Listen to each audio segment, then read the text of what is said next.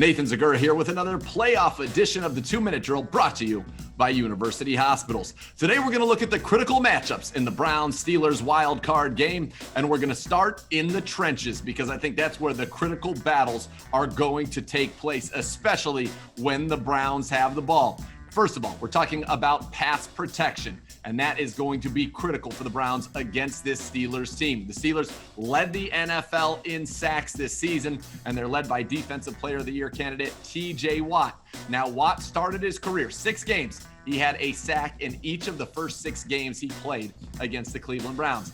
Earlier this year in the Week 6 meeting, because Watt, of course, sat out Week 17, Jack Conklin held him without a sack. Conklin will need to do that again on Sunday night. That's a big one. And also in the trenches, whoever fills in for Joel Bitonio at left guard is going to have his hands full with Cam Hayward and Stephon Tuitt. Hayward, a Pro Bowler, and Tuitt, who has 10 sacks at career high this season. That battle in the trenches will also extend to the ground game, and I think this is really where the Browns are going to have to get it done on offense. Nick Chubb, give him 20 carries. They talked about keeping him fresh. This is the week to unleash him. The Browns undefeated in 2020 when Nick Chubb carries the ball at least 20 times. And the Steelers, over the last 4 games, their run defense, which was 11th ranked overall for the season, started to kind of perform below expectations. Over the last 4 weeks, they've given up 144 yards and 1.25 rushing touchdowns per game on the ground at 4.5 yards per carry. So the Browns are going to have to deal with that excellent front and maintain their ability to run the football, control the clock, squeeze the game down, and create those play action opportunities for Baker Mayfield. Now, when the Steelers have the ball, the Browns are going to need to stop one of the better passing attacks in the NFL. The Steelers threw 35 touchdowns this year, all told.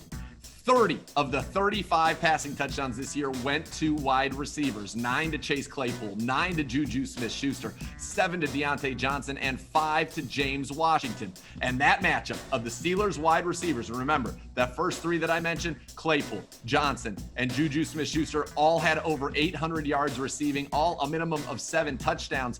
That's going to be one of the critical battles for the Browns. Now, the Browns secondary, we don't know what it's going to look like today. Last week, it was Terrence Mitchell on one side, Robert Jackson on the other, MJ Stewart in the slot. You hope to be at full strength, getting Denzel Ward and Kevin Johnson back, because the Steelers are a pass-first offense. They are dead last in the NFL in rushing. They throw the football. And in the 2 games against the Browns this year, more than 50% of their passing yards came on chunk vertical plays of more than 20 yards in the air.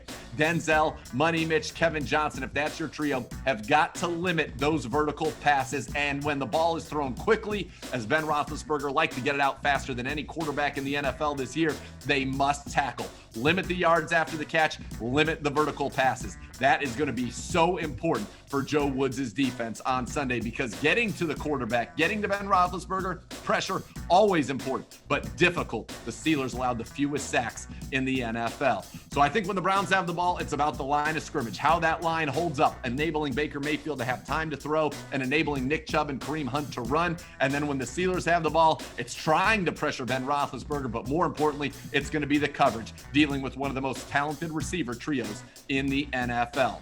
For complete coverage of this game and all things Browns, keep it tuned to cleanbrowns.com and the Browns mobile app. This has been another playoff edition of the 2-Minute Drill, brought to you by University Hospitals.